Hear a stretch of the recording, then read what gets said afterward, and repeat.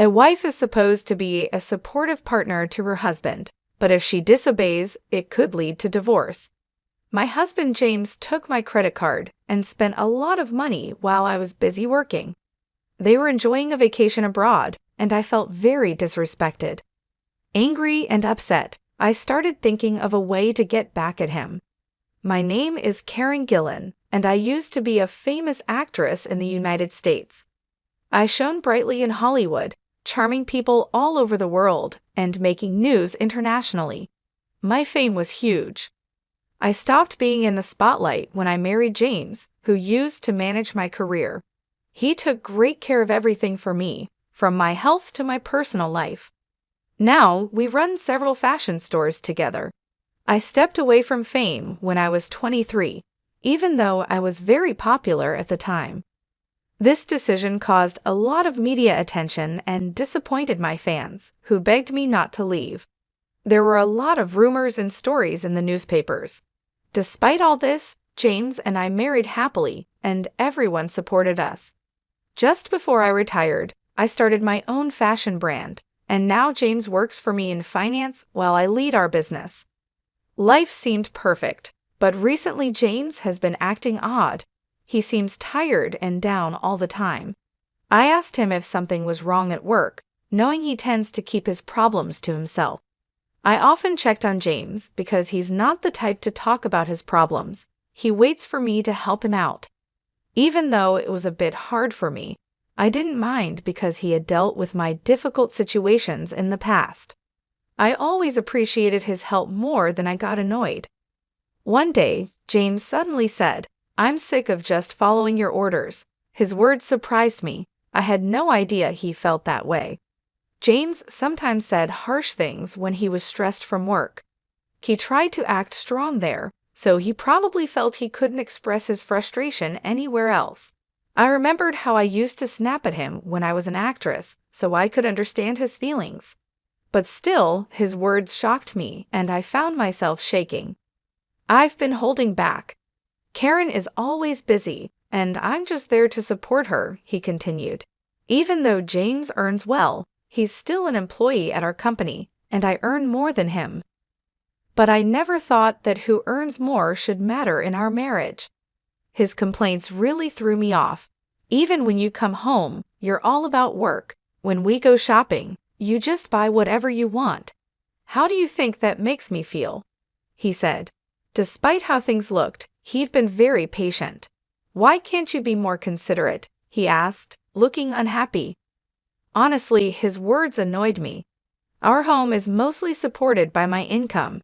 His salary is for him to enjoy, and I've always seen that as my way of thanking him for all he has done and supported me with. There were times when he financially supported me when we had less. I wanted to make it up to him for all the personal time he gave up for me until I retired. It hurt to hear him sound so ungrateful. The things I buy are from the savings I manage. If anyone is making sacrifices, it's me.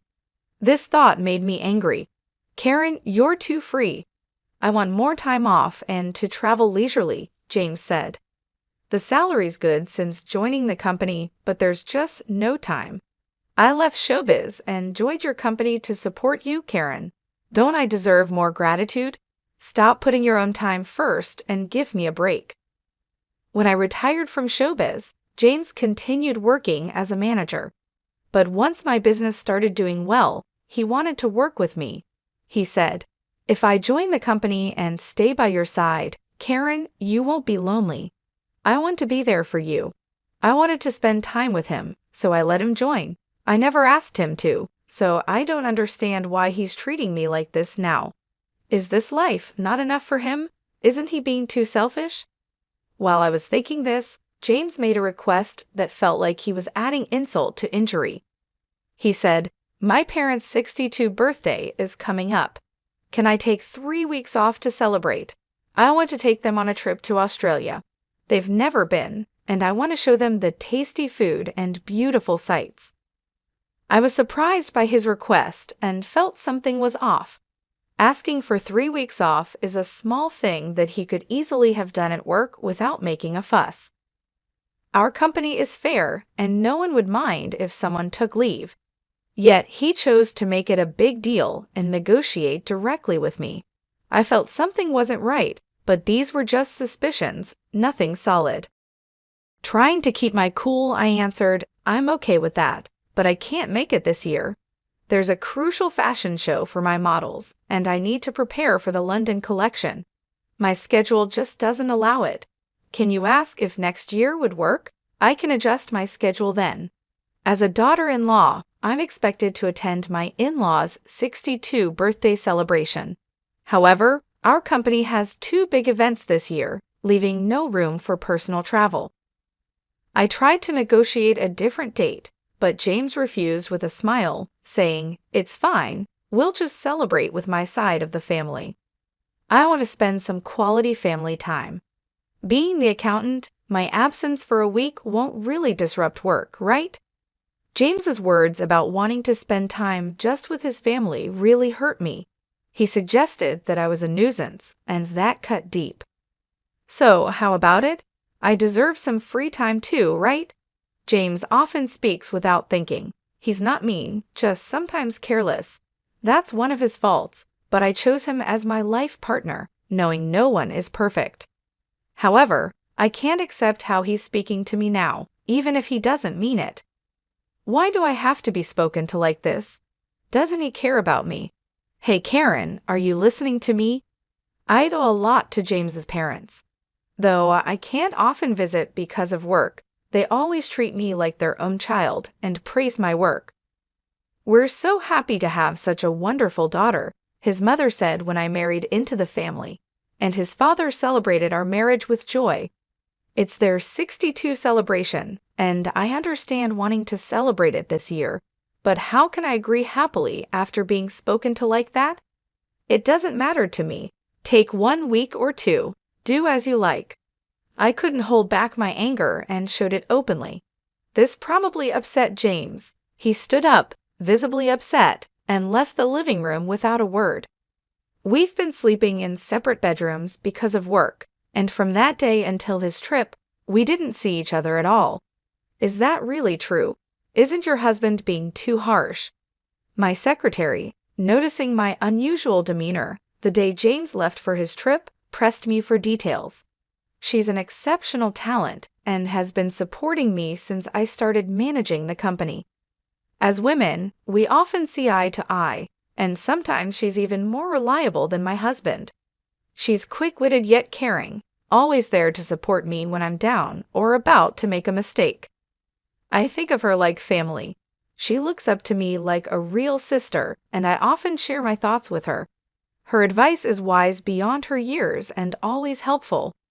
This time, she noticed something was wrong and kindly asked me about it. At first, I hesitated to open up, but then I realized that keeping it in could affect my work. I decided to tell her everything that had happened up to today. She looked really angry when I told her. If I were you, I'd have given him a piece of my mind. You've been too soft on your husband, boss. I get that you love him, but you can't let him walk all over you, she said. Her straightforward advice really hit me. In an environment where everyone usually hesitates to speak up, she's the only one who treats me as an equal. I truly value this openness and comfort. Being in a higher position often means showing more humility and restraint, and having someone who can confront me directly like she does is really precious. You're right. What should I do? I asked her. You can call him, right? Why not talk afterward today? Don't worry about spoiling his trip. If things keep going like this, you might be headed for divorce, she continued, pressing the point like an older sister. I had no choice but to agree with her suggestion. I decided to call him right after work. He's in Australia, and there's about a 14-hour time difference from the US. For example, if it's 6:00 p.m. here, it's 8:00 a.m. there, about the time they would finish their breakfast. I had sent him an email in advance to let him know I needed to talk, so he should be expecting my call. I called thinking he'd surely answer, but he didn't pick up. Maybe he's still enjoying himself with everyone. I'll try calling again later. I tried calling every 50 minutes, but still no answer. Worried, I contacted my mother-in-law to check on him. "Hello, Karen. You must be tired. I'm sorry we went on this trip without you. We told James we'd prefer you to be with us, but he insisted." I knew from James that his mother used to be a strict teacher, but now she's much gentler and always cares about how busy I am. "Never mind. We're so busy at the company this year I couldn't make time. I'll definitely make it up to you next year, okay?" "Oh, don't worry about it," she replied kindly. "Just having this wonderful trip as a gift from you is more than enough for us." Her words, warm like a smile, seemed strange to me. "Wait, a gift?" I asked, confused by the term. She seemed surprised by my question. "Oh, isn't it? James told us this trip was fully paid for by you since you couldn't join." I couldn't help but shout in surprise over the phone. Realizing I didn't know anything from my reaction, my mother-in-law quickly explained, "Isn't this the trip Karen arranged? James paid for everything with Karen card, so I thought it was from you." The trip included James's parents and his sister's family, 6 people in total. The flight alone cost about $2,000 per person minimum, and with other expenses, it easily exceeded $22,000. It's outrageous to use such a large amount without asking me, especially since I usually cover living expenses. James doesn't gamble or smoke, so his salary should be intact. He definitely earns enough to afford such expenses, yet he didn't. With him not answering my calls, my anger started to boil. Noticing my upset, my mother-in-law spoke with concern. "Karen, are you okay? We'll pay back every penny." James insisted on covering everything, which seemed odd. "My husband and I decided to pay you back later. We miss you and plan to visit you." Thinking the trip was based on a terrible plan, she continued to comfort me. "You're not at fault. It's also your 62 celebration, so please use that money for your enjoyment. I'll definitely get James to pay for it, but could you tell me more about the trip's planning?" I was trying to figure out what James was up to when I realized this trip must have been planned months ago without me knowing. At that moment, I started to doubt him. Then, my mother-in-law revealed a shocking fact. The trip was actually suggested by James's sister and her husband. Surprisingly, it was James's sister and her husband who always criticized me who initiated the trip. James's brother-in-law, an executive at a company competing with mine, looked down on me for being a female CEO. Because of his high pride, James never stood up to his sister. The sight of James showing respect to someone other than herself must have caught my sister-in-law's attention. Even though she has always controlled James, I couldn't stand the fact that she got offended by James just being slightly nice to someone else. With their strong sense of rivalry, my sister-in-law and her husband disliked me, and I always tried to avoid them as much as possible. This couple, always competitive and disliking me, possibly planned this trip to create a rift and exclude me, using James as their source of money. "I'm so sorry, I didn't know anything. James told me you were busy and asked us not to contact you directly," my mother-in-law said. If my in-laws and I were to communicate, it would have exposed the plan and potentially caused a rift in our marriage. To prevent this, James had already advised his parents not to reach out to me because of my busy schedule. His words were absolute to them. They decided to follow his advice and planned to express their gratitude when they returned. "Karen, did you give James a card or something?" "He was paying with a gold card I've never seen before," my father-in-law asked suddenly. He must have been listening in, given his urgent tone. His question confirmed my suspicions the moment he mentioned the gold card. I checked my safe and found that the gold card he mentioned was missing. This card is crucial for our company and only James, and I knew the safe's password.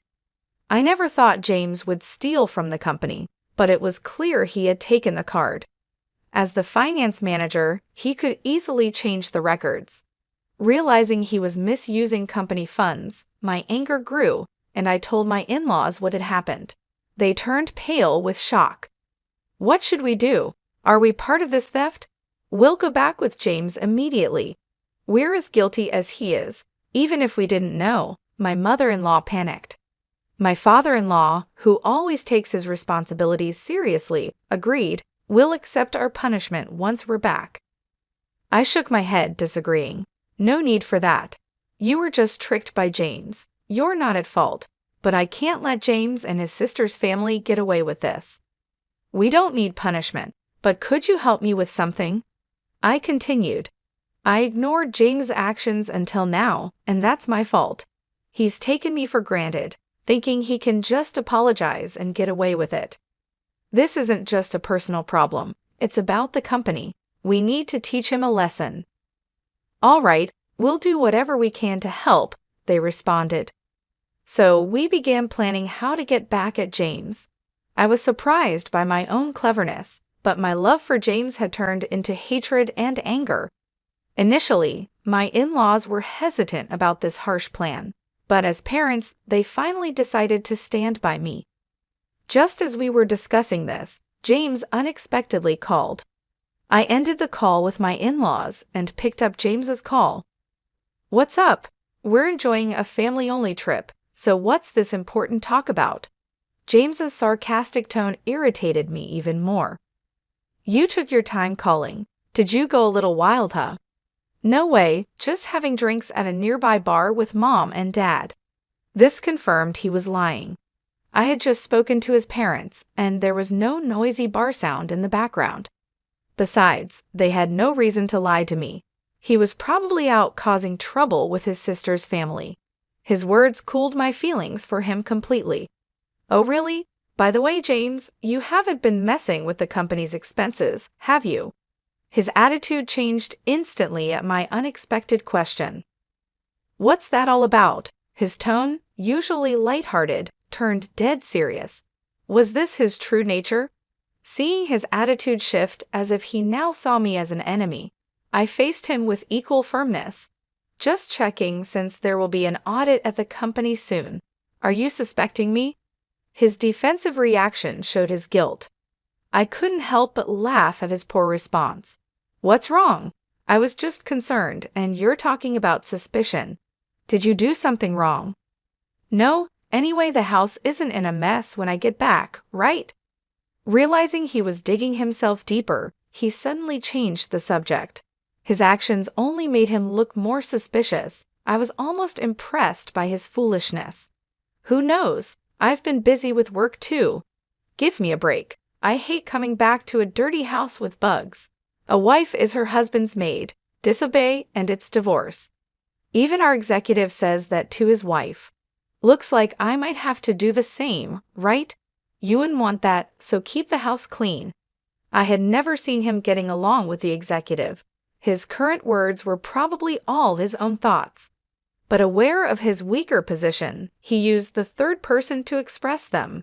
His patheticness made me sigh. Sure, I'll keep that in mind. There was no need to talk to him any longer. James clearly looked down on me, even embezzling company funds. Embezzlement is a serious crime, and I could take him to the police. No mercy even for a spouse, but that alone wouldn't satisfy me after ending the call with James. The next day, while I was busy preparing for the fashion show, I made a phone call to a certain place. Of course, James bombarded me with calls. I noticed his calls late at night while I was out. Luckily, my secretary was driving, so I answered James's call on speaker. You're late. What have you been doing? His voice was rougher than I'd ever heard, surprising both my secretary and me. What do you mean? I was working. Did you do something yesterday? Do something like what? Don't play dumb. Tell me the truth. James was in complete panic, and in the background, I could hear several Australia men and my sister-in-law and her husband confronting him. It sounded noisy. Something wrong? I asked. No, it's just James, who had been blustering, suddenly began to stammer. He realized that admitting anything would put him in a very disadvantageous position. His odd behavior made me explain to him what was coming. Too bad, James, you were supposed to be having a blast in Australia. But it seems your dream turned into a nightmare overnight. Huh. But it's what you deserve for misusing someone else's money. You did something, didn't you? As he reacted weirdly, I revealed what I had done the day before. I had contacted the president of the credit card company I was contracted with. Despite it being after hours, he agreed to help me due to our long-standing relationship. He immediately suspended the company's credit card. If a credit card is misused, the company doesn't have to pay the store, leaving the store at a loss. However, James had arranged to pay the entire bill at checkout. So with the card blocked, he couldn't pay and was now being interrogated by the hotel receptionists. James, Mom and Dad have already checked out. The taxi I reserved for them has left with them, so there's no one coming to pick you up, I said. My sister-in-law, who was cornered, bombarded James, asking what to do next. Hearing this, James panicked even more and directed his anger at me. How can you do this and think it's okay? Are you ready for divorce? Go ahead. I'd rather not have a husband who steals from the company. I've already talked to a lawyer, and we're starting the divorce process, I told James. He was clearly shaken by my calm reaction. I've ignored so much of what you've done, James. There was a time when you supported my work, and I was grateful, but I've reached my limit. My patience is gone, I continued. That can't be. James realized he was in a real crisis and let out a desperate cry. The receptionist kept demanding payment from James and his group, who were now trapped in despair. None of them spoke Australia and were relying on a guide to communicate. Hearing their situation, I suggested switching the call to me. No one there speaks Australia, right? Let me talk to them for you. You're going to help? James sounded relieved, thinking I had changed my mind. Without hesitation, he handed his phone to them. I spoke to the receptionists in Australia, explained the situation, and they understood quickly and seemed cooperative. To ease their worries, I also gave them my contact information, which my secretary noted down. After a friendly chat, they returned the phone to James. What happened? Did you sort it out? James asked. Yes, I've taken care of it. Now it's up to you guys. Really? You're a lifesaver, Karen. I love you, he said, then hurried off, apparently called by the receptionists. James, clueless, ended the call and followed them. Are you sure about this? It probably won't end well, my secretary asked. Perfect, right? It's ideal for them to see hell, I responded. An hour later, as expected, I received a barrage of calls again from James. When I answered the call, James was on the line, his voice full of distress. Karen, what's going on here? What is this place? He cried out and showed me through a video call the image of a slum area in Sydney, Australia. James and his sister's family were there, looking miserable and stripped of their belongings. They had been taken to what's considered the most dangerous place in Australia, which was completely unexpected. When I was talking to the receptionist earlier, he had mentioned he was a big fan and promised to arrange a severe punishment, but I never thought he meant this place. I couldn't help but laugh at their predicament. Lucky you're still alive in Australia's most dangerous place. It's a miracle, really. What? Wait, Karen, what's this about?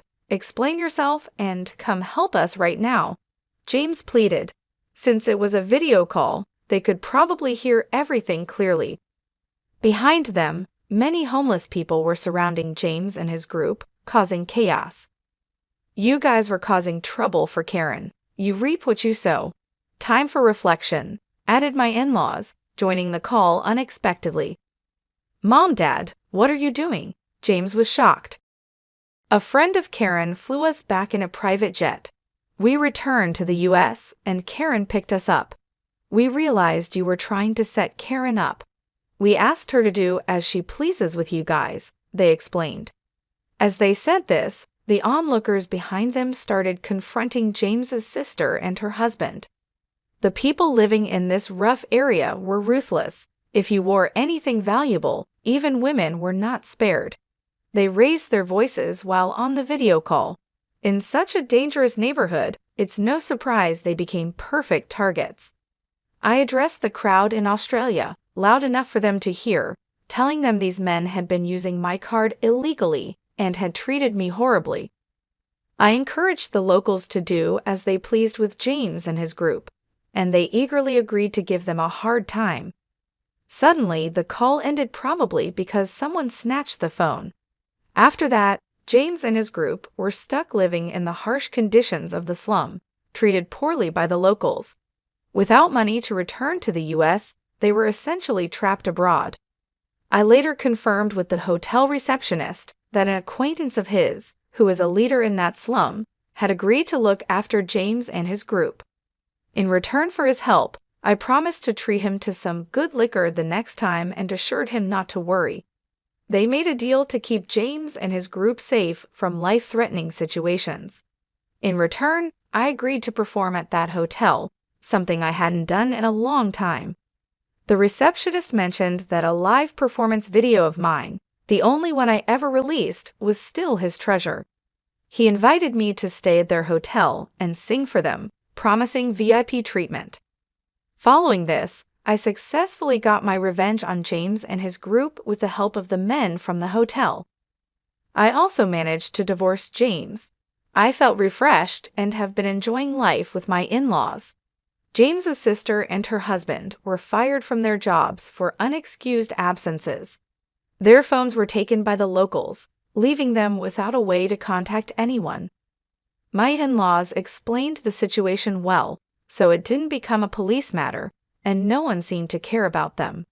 Thus, my ties with James were completely severed. Since then, I've been focusing on work and living a happy life. Occasionally, I call the receptionist to check on James and his group. They're still living in tough conditions, but I don't feel sorry for them. I asked to spare their lives, and now I'm enjoying my life to the fullest.